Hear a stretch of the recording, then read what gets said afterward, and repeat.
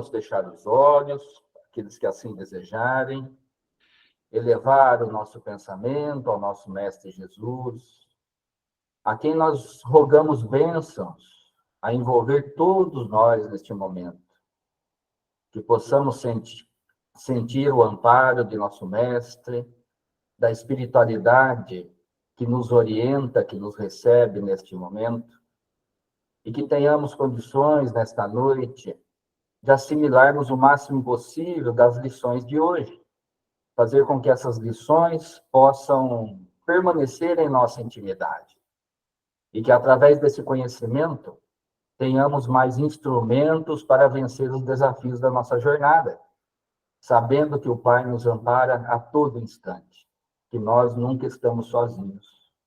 Abençoe, Senhor, o expositor da noite, nosso amigo Nazil, para que os seus pensamentos, as suas ideias, possam fluir com naturalidade, transmitindo o seu conhecimento para todos nós, a partir de agora.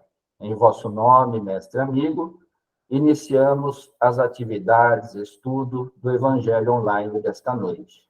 Assim seja. Nazil, meu amigo, é contigo. Obrigado, querido. Boa noite a todos vocês, aqueles aos quais eu não tive a chance de cumprimentar, faço agora. É muito gostoso voltar aqui para refletir sobre o tema da noite de hoje. E por quê? Porque nós estamos diante de uma mensagem que é o retrato do otimismo e, ao mesmo tempo, de uma clara opção. É curioso que a carta que Paulo escreveu aos Filipenses se reveste de uma característica que os que a estudam são acordes. Ela realmente procede de Paulo. É curioso, porque nós já tivemos a chance aqui de comentar que alguns dos textos atribuídos a Paulo efetivamente foram escritos por terceiros, em seu nome, depois do tempo em que ele havia estado reencarnado.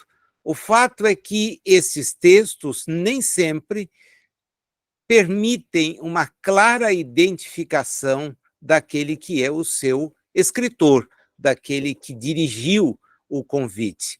Mas a história de Paulo e a comunidade de Filipos é uma história muito, muito, muito interessante, né? Quem tiver acesso ao livro dos Atos dos Apóstolos, no capítulo 16, vai ter as informações a respeito de como Paulo chegou até a esta cidade, que era uma cidade importantíssima na estrutura do Império Romano. Ela abria o caminho de acesso até Roma a partir da Macedônia, da Grécia. E, por essa razão, era uma importante cidade do ponto de vista militar.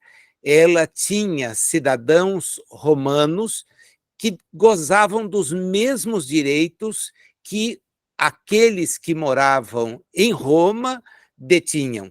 E isto fazia dela, então, uma comunidade importante, uma comunidade generosa para com Paulo, em termos. É curioso que ela se mostra, como a carta vai nos revelar, uma comunidade interessada em mantê-lo bem. É por isso que encaminha para lá um dos seguidores daquele grupo que estava instalado na cidade com uma grande oferta para que Paulo pudesse, de certa maneira, gozar de algum conforto na prisão. Ele estava preso e, ao mesmo tempo, essa comunidade traz para ele pontos de muita alegria, porque, de certa forma, e diferentemente das outras comunidades, ela se mostra muito fiel àquelas orientações que ele lhe dirigia. Então, a carta escrita aos Filipenses é uma carta que tem uma estrutura muito bonita, inclusive chama a atenção para quem gosta de um estudo mais aprofundado, no capítulo de número 2 dessa carta, versículos de 6 a 11, há um imenso poema escrito por Paulo a partir do texto do Velho Testamento, das cartas, dos textos particularmente de Isaías, em que ele apresenta o Messias. É um poema muito bonito, e a carta gira em função dessa estrutura. Nós temos aí, então, uma preocupação dele de escrever para aquela comunidade, mas destacando esse ponto que está no capítulo de número 2. Evidente que nós estamos localizados no capítulo 3º, no versículo 14, naquela expressão que a gente vai estudar aqui, no sentido de que prossigo para o alto. Ele está deixando claro para eles uma situação que está enfrentando e que pode não ter o resultado que eles aguardam, né? Efetivamente, não há muita certeza se essa carta foi escrita em Roma ou se numa outra prisão em que ele estava, destinando-se a Roma. O fato é que ele escreve um texto quando recebe a visita de alguém de lá que lhe vem trazer uma oferta. Ele escreve um texto de agradecimento, de posicionamento. Ele tem diante de si a possibilidade concreta de desencarnar. Ele sabe que talvez seja levado a julgamento e será executado. Esta é uma notícia muito clara para ele. Mas, ao mesmo tempo, aqueles que buscam a sua ajuda fazem votos no sentido diverso, e ele então se anima, dizendo: olha, se não acontecer, eu vou até vocês, eu terei a chance de voltar a estar com vocês. Por ora, não me é possível. E aí, então, ele escreve esse texto muito bonito, muito bem estruturado, são 104 versículos, 4 capítulos. Emmanuel comenta 26 vezes os 104 versículos, inclusive este que nós vamos analisar agora, ele faz 3 comentários a respeito dessa expressão, que é mais ou menos a seguinte: irmãos, eu não me julgo apreendido, mas uma coisa faço, é que certamente, esquecendo o passado e avançando ao que me resta adiante, prossigo para o alvo, o prêmio da soberana vocação de Deus em Jesus. Eu prossigo para o alvo. Embora na condição adversa, eu não desisti daquilo que eu persigo. E o que eu persigo é o quê? Uma comunhão com Jesus. É uma mensagem de muito clara adesão, de muito claro compromisso. Vejam, é bom a gente sempre se lembrar, porque o Espiritismo nos permitiu isso através do livro Paulo Estevão. Ele, Paulo, outrora Saulo, da cidade de Tarso, não fora um seguidor direto de Jesus. Pelo contrário, ele não estava entre aqueles que, na Galileia, na Judéia, percorreram as cidades na companhia de Jesus. Ele está num outro tempo, numa outra situação, mas de tal forma ele se sente envolvido por aquela mensagem que lhe chega a partir dos seguidores mais diretos, a partir de anotações, como Emmanuel faz questão de nos demonstrar, e particularmente pelo exemplo de Estevão, ele chega num momento de completa dedicação. Ele se entrega àquilo sem ter sido um dos que estava do lado. Ele sabe da mensagem de Jesus por terceiros, se convence do conteúdo de tal mensagem e é muito claro ao dizer: eu não estou apreendido. Evidentemente, aqui é uma prisão, mas eu estou liberto. Eu não sinto essas cadeias, essas grades a me impedirem de fazer aquilo que eu tenho que fazer. E o meu alvo não é transitório. Aquilo que eu busco não é aquilo que chama a atenção de todas as pessoas de uma maneira em geral. Olha que mensagem de espírito para espírito. É isto que importa apreender desse texto. Evidentemente, no livro Palavras de Vida Eterna, os comentários na lição 81 a respeito desse mesmo versículo apontam para o prosseguindo. Depois, nós vimos isso em Ceifa de Luz, a lição foi a 45, o apelo de sempre, onde também esse mesmo capítulo 3, versículo 14, aparece. Mas aqui, em Para o Alvo, no livro Vinha de Luz, nós vamos ver Emmanuel nos historiando a situação. E foi isso que me levou, então, a buscar um pouco de notícias sobre a comunidade de Filipos, sobre a sua estruturação, sobre os relatos que tem a respeito desse envolvimento dele com a comunidade, porque é uma comunidade em que ele tem uma tarefa muito importante, a conversão de Lídia, depois o primeiro grupamento, que acabou sendo o único a ser mantido, que era na própria casa dela. Os romanos não aceitavam sinagogas em Filipos, não queriam saber, justamente porque a visão romana a respeito da vida era muito diferente da visão que a gente encontra nos relatos sobre Jerusalém. Jerusalém foi uma cidade tolerada até certo ponto e depois arrasada, porque os romanos se cansaram de ver aquela gente falar de um Deus único, de mandar pessoas para lá o tempo todo, fazer do templo um lugar em que havia um compromisso de natureza religiosa inaceitável para a ideia romana. Os romanos, como todos os povos da época, eram politeístas. E os hebreus sempre foram monoteístas a partir do instante que nós temos acesso aos relatos de Moisés. Então, o monoteísmo, ele chocava aqueles que eram politeístas. Então, haviam vários templos dedicados aos inúmeros deuses romanos.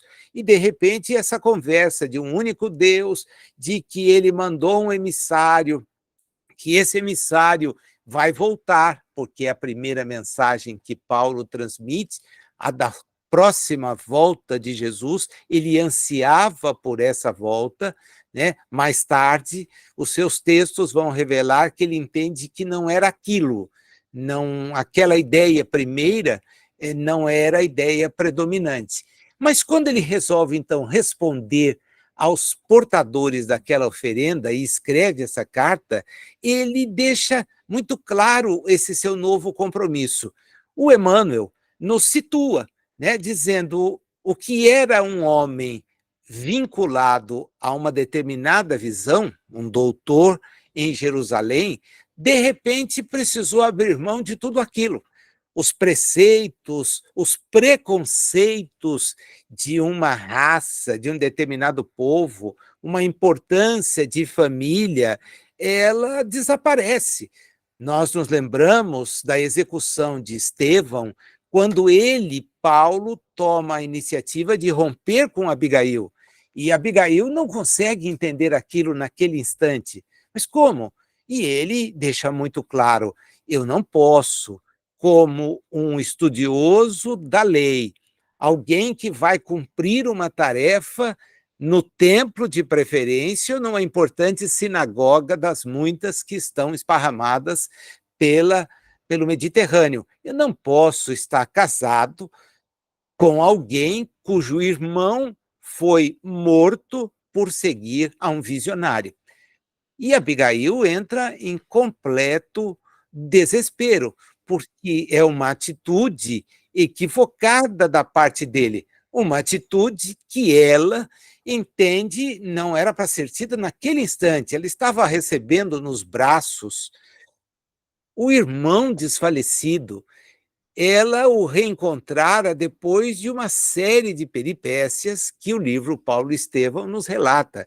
E aquele reencontro é um reencontro muito triste. Ela não sabe ainda de que Paulo é o grande artífice da morte de Estevão, mas ela recolhe o irmão semi-morto nos braços, tem um diálogo lindíssimo com ele, e esse reencontro faz com que ele então se afaste. Não, eu não vou viver com você. Então ele era um homem completamente desligado daquelas questões que nós sabemos para Jesus são importantes. E Emmanuel então nos mostra isso, insistindo, após dominar pela força física, pela cultura intelectual e pela inteligência nobre, esse homem se volta para uma condição completamente diversa e adversa. É como se houvesse uma cisão na sua existência, o antes e o após Jesus. O antes e o após Jesus. Então ele vai trabalhar no tear, ele vai viver do sustento das próprias mãos, vertendo o suor como as pessoas normais, ele não era contado entre eles, o fazem. E isto é algo bastante interessante, porque ele vai dar testemunho de um amor para com Jesus, para com as ideias de Jesus voltadas ao serviço do próximo, que marcam essa sua mudança. É como se um espírito pudesse, e nele isso se retrata, fazer uma alteração de 180 graus na jornada. São 180 graus de mudança. Quem tem em mente aí uma simples noção de matemática sabe daquilo que a gente está falando. Então, eu estou indo na direção norte e, de repente, eu me volto para o sul, ou do leste e me volto para o oeste. São 180 graus de mudança de rumo. E, apesar da dor, ele diz para aquelas pessoas que lhe mandam o socorro, eu prossigo para o alvo. Eu adoraria voltar a estar com vocês, mas não devo voltar a estar.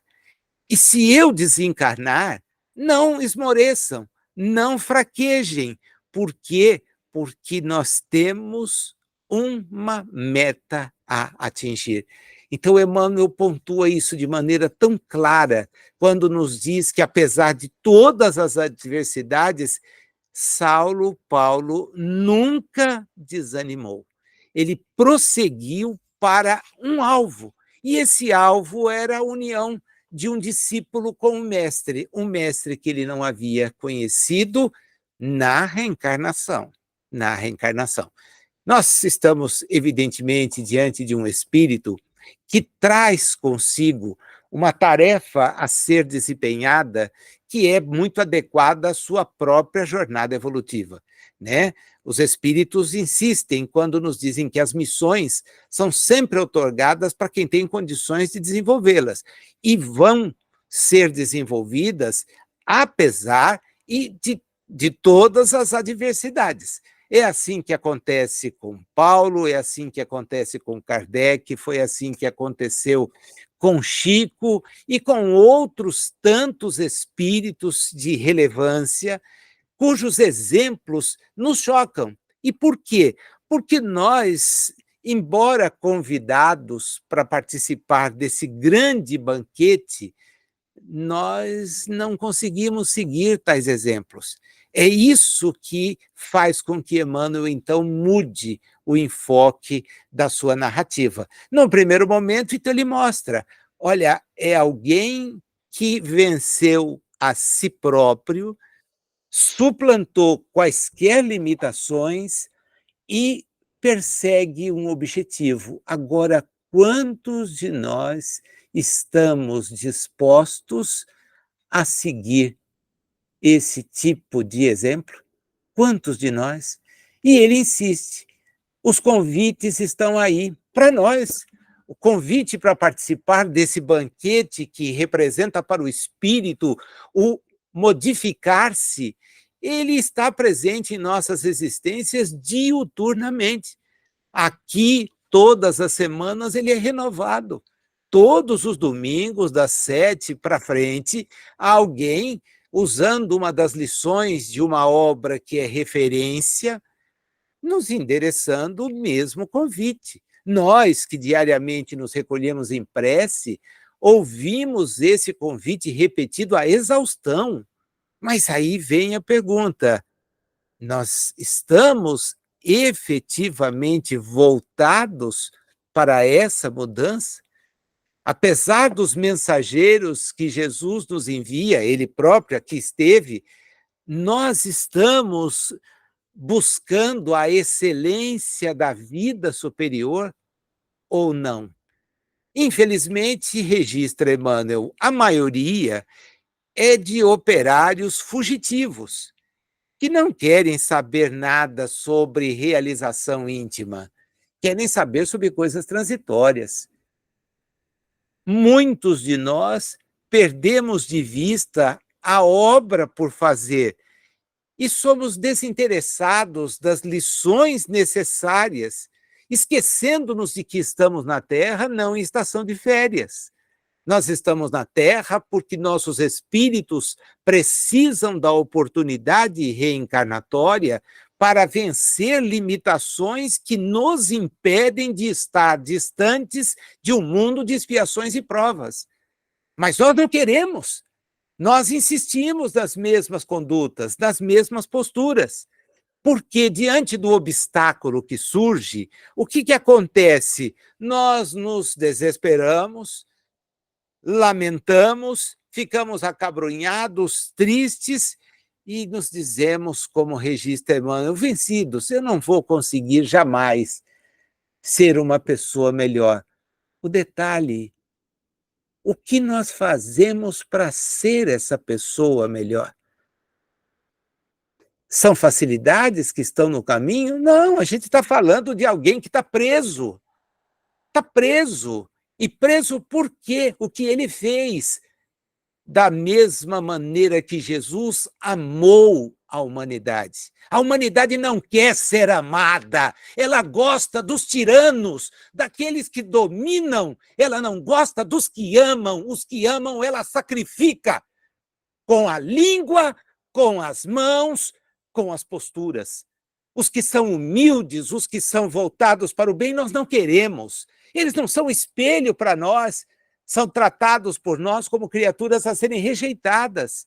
A humanidade não acolhe aqueles que vêm para amar os homens que aqui estão.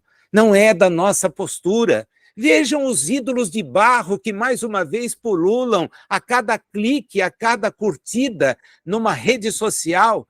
Ídolos com exemplos nocivos, mas que são idolatrados, têm milhões de seguidores. E Jesus? Jesus tem muita gente que se proclama, mas que tipo de proclamação? Essa do sujeito nas grades dizendo que, apesar de estar preso, segue para o alvo, prossegue o alvo, luta para ser melhor? A questão é muito complicada mesmo, porque nós sabemos não corresponder à realidade. Nós sabemos não corresponder à prática que, às vezes, nós adotamos. Nós sentimos a solidão, temos dificuldade diante de problemas, achamos que, muitas vezes, tudo que construímos desabou porque nos falta quem ampare, etc. Mas nós temos uma trajetória que é sozinha, é solitária. O espírito busca a evolução. Lógico que contar com outros é muito importante, mas e quando eles nos faltam? Quando eles não pensam da mesma maneira? Quando eles não têm os mesmos ideais? O que acaba acontecendo conosco? Lamentavelmente, aquilo que Emmanuel registra. Nós também desistimos, nós também falhamos. E vem uma mensagem como essa para nos dizer: não, embora eu esteja aqui Eu não estou preso aqui. O que são as cadeias? O que são as grades? O que são os ferros aos quais eu me encontro atado? Absolutamente nada. Meu espírito é livre. Meu espírito vai buscar aquele alvo que é o alvo da minha própria realização. Dá para a gente entender por que uma vida como a de Paulo é tão importante para todos nós. Porque não é uma vida fácil, é uma vida de equívocos, como equivocados muitas vezes são os nossos modos de ver as coisas, mas é de uma persistência, de uma tenacidade assustadora. Prossigo para o alvo. Eu não me encontro apreendido. Uma coisa faço, é que certamente, esquecendo o passado, eu busco avançar adiante. Por quê? Porque o nosso passado revela os nossos equívocos. As nossas aflições são fruto das nossas opções. Evangelho segundo o Espiritismo, capítulo 5º, quando Kardec faz aquele freio de arrumação, né, para nos mostrar qual a razão pela qual nós sofremos. Porque esta explicação espírita, que é uma decorrência da compreensão da pré-existência de cada um de nós, ela é altamente esclarecedora. Há mensagens espíritas que são claras, porém, há textos que são esclarecedores. E o capítulo 5º é assim, porque ele diz para cada um de nós: olhe ontem, qual foi a sua postura ontem? Ou às vezes hoje, qual foi a sua postura? Você fez algo que não deveria ter feito, que já sabe que não cairia bem ter feito? E nossa resposta, vocês sabem qual é. Nós não precisamos aparentar aquilo que ainda não conseguimos ser. Entretanto, nós entendemos a razão, então, das dificuldades do caminho, das dores do caminho. Paulo está convencido de que as suas dores têm todo um sentido, tem todo uma justificativa. Ele sabe o espírito que é aquilo que houvera feito, o quanto houvera sido rude, ligado em coisas que não têm mais relevância agora. E ele passa o bom ânimo. Para aqueles que estão tristes, entristecidos, porque imagina, ele seria, como foi, morto, porque não se aceitava uma mensagem de libertação da forma como ele a enunciava. Jesus teve a sua mensagem interrompida justamente pelo mesmo motivo. E, de certa forma, então, ele se sente feliz. Olha a realização espiritual por excelência. Eu me sinto feliz porque, apesar das limitações, eu prossigo para o alvo. Eu persigo um objetivo. Meus amigos, minhas amigas, qual é o nosso alvo espiritual?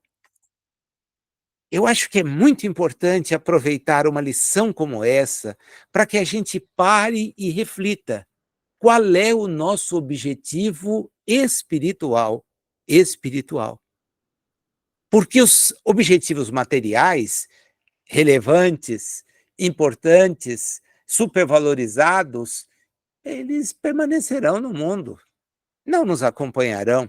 Às vezes deles nem faremos fruição muito grande, porque o tempo, as moléstias, as dificuldades nos afastarão dessa fruição. E até nos questionaremos se valeu a pena tanto esforço por algo tão provisório, tão precário. Agora, qual é o nosso propósito espiritual? Porque é esta a mensagem que a lição nos traz.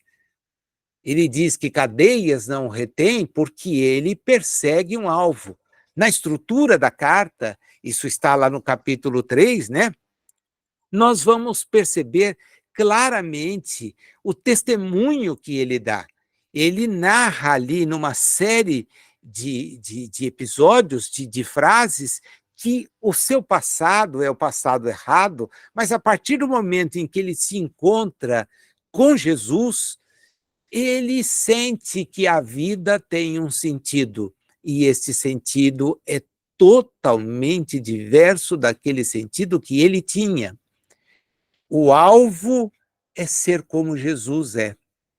O alvo é ser maximamente perfeito, ser um espírito revestido de atribuições, revestido de compromissos que são dignificantes. Esse é o nosso alvo. O alvo sublime vai chegar a nós de maneira sempre direta. Fascinados pelas coisas que passam, nós precisamos deixar que as angústias desses apegos desapareçam e elejamos um alvo, esse alvo espiritual. Então, ao desencarnarmos, seria muito importante, ou na iminência da desencarnação, seria muito importante poder repetir algo como nós ouvimos hoje. Apesar de tudo, eu prossigo para o alvo. Mesmo com restrições e limitações, eu prossigo, eu persigo. Pensemos, pensemos. Usemos a semana que nos apresenta como uma oportunidade de voltar a esse texto, a refletir, a conhecer um pouquinho da carta de Paulo aos Filipenses. Vale a pena, não são muitos versículos, é uma estrutura muito fácil de compreender. Dá uma relida naquele poema do capítulo 2, em que ele nos mostra, então, a importância do Messias que efetivamente ele reconhece ter vindo, mas entende de maneira diversa que o que se esperava dele não vai ser obtido, mas você, pessoalmente, e ele, pessoalmente, consegue perseguir esse objetivo maior. É algo para nos desafiar. Tenhamos em mente o nosso alvo espiritual e a nossa vida vai mudar. Ela vai ser diferente. Os problemas desaparecerão? Claro que não. O sujeito estava preso. As dificuldades sairão pela janela? Evidentemente que não. Nem ele podia sair do recinto. Você estava em condições de... Não. São todas adversas, mas elas são transitórias. O importante é o definitivo. É o definitivo. Eu gostaria realmente que a gente pensasse nisso. Eu acho que é uma lição muito direta, muito objetiva, muito clara, no sentido de nos convidar, né, a deixar de ser fascinados pelo que permanece, pelo que não tem valor, e cuidar do que é impermanente, dos nossos espíritos. Então a gente vai viver no mundo, sim, mas com olhos de quem persegue o alvo. Juntos, agora, vamos então trabalhar em termos espirituais, em termos de pensamento, em favor de tantos problemas que a gente vê externados nas páginas, nos sites, nos informativos. São muitas dores no mundo que têm recebido, ao longo de milênios, o convite para mudar, um convite para se desapegar. Esse convite não cessa. Jesus veio pessoalmente apresentá-lo para todos nós, marcando com a sua mensagem e com o seu exemplo isto. Então, nesse instante, nós que temos os nossos problemas, as nossas dificuldades, as nossas limitações, vamos esquecer um pouquinho de nós mesmos. Faz tão bem pensar nas dores do outro. Isso nos humaniza, isso nos espiritualiza. Pensar naqueles que sofrem de moléstias, moléstias muitas vezes para as quais não há uma cura assegurada. Existe tratamento, mas o tratamento é acessível para todos? Nem sempre. Vamos pensar naqueles que estão enfermos, amigos nossos, parentes. pessoas que talvez não convivamos mais, mas que passaram pela nossa existência e que hoje estão num leito, sem grandes possibilidades de fazer aquilo que nós achamos que é o mais importante, nos locomover, interagir, viver. Pensemos nos que têm problemas assim. São transitórios, mas eles existem. Vibremos por elas. Vibremos por aqueles que estão desequilibrados espiritualmente. E aqui a informação espírita é muito dura, muito real.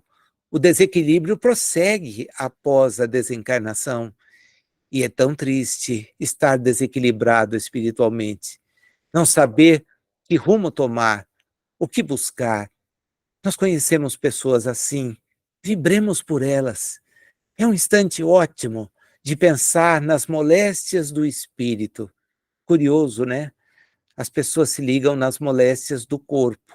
E os espíritas somos chamados a pensar nas moléstias do espírito, as dores da alma, aquelas que calam fundo. Com esses dois grupos em mente, nós temos um universo tão grande de boas energias que podemos enviar. É evidente que a gente gostaria de ver a cura, de ver o reerguimento, mas qual é a trajetória de cada um de nós? Nós não sabemos. Não sabemos mesmo. Estamos tentando entender aquilo que somos. Compreender a extensão das dores ainda está longe, mas elas têm um motivo, e isso nos conforta. Não são uma vingança divina, não são um desprezo, não são nada. São apenas percalços. Agora nós temos alvos, e estes alvos devemos perseguir. Que a nossa semana nos permita justamente traçar esse alvo claramente e lutar em todos os instantes de cada dia para concretizá-lo. O de Paulo é um belo desafio, porque é Jesus. Para nós, quem sabe, também não seja esta a mensagem que liberte, e queremos seguir a Jesus, sendo artífices do trabalho que ele executa, oferecendo nossas mãos, nossos braços, nossas pernas, nossos sentimentos, para também trabalhar em favor do outro. Que a paz permaneça com todos vocês, esteja nos ambientes onde nós estivermos, não nos esquecendo de um alvo, pensando nas dores, vibrando para que elas sejam menores, mas perseguindo o alvo das nossas próprias existências, aquilo que nós queremos enquanto espíritos. Muito obrigado pelo carinho da vibração de vocês.